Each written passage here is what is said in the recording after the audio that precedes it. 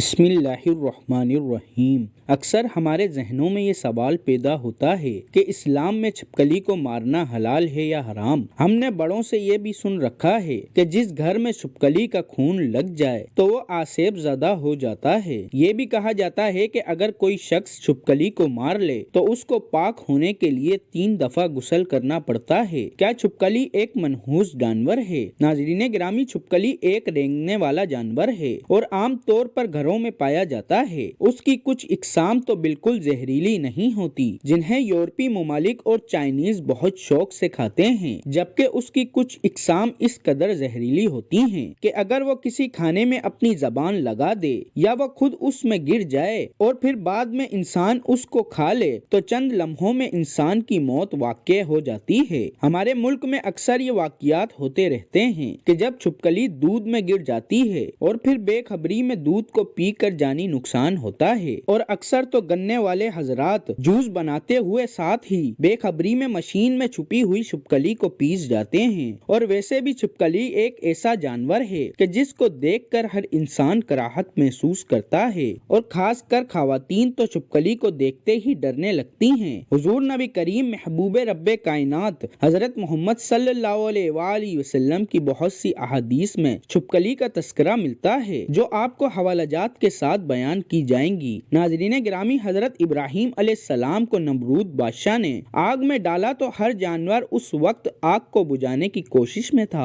اور یہی دعائیں بھی کر رہا تھا، جبکہ چھپکلی واحد جانور جو آگ کو بڑھانے کے لیے پھونکے مار رہی تھی۔ اس بارے میں حدیث پاک حضرت علی شیر خدا سے روایت ہے کہ نبی کریم صلی اللہ علیہ وآلہ وسلم نے فرمایا، چھپکلیوں کو مارا کرو کیونکہ یہ ابراہیم علیہ السلام کی آگ کو بڑھانے کے لیے پھونکے مارتی تھی۔ حضرت مزید فرماتے ہیں کہ اس زمین پہ کچھ مخلوقات ایسی ہیں جو انسان سے ناخوش ہیں، اور انہوں نے شیطان سے وعدہ کیا ہوا ہے کہ وہ انسان کو ہر طرح سے نقصان دے گی۔ ان میں سے ایک چھپکلی اور اس خاندان سے جڑی مخلوقات ہیں۔ آدم علیہ السلام کی خلقت سے لاکھوں سال پہلے اس زمین پہ چھپکلی کا خاندان کثیر تعداد میں بسا تھا، اور وہ دن بدن بہت زیادہ بڑا ہونے لگا اور یہاں تک کہ زمین کو دوزخ کی مثل بنا دیا۔ یہاں اس خاندان نے اتنا ظلم کیا کہ اللہ نے زمین پر عذاب نازل کر دیا اور اس نسل کو ختم کر دیا، سوائے کچھ کے صرف وہ بچے جو بہت چھوٹے تھے وہ زمینوں اور غاروں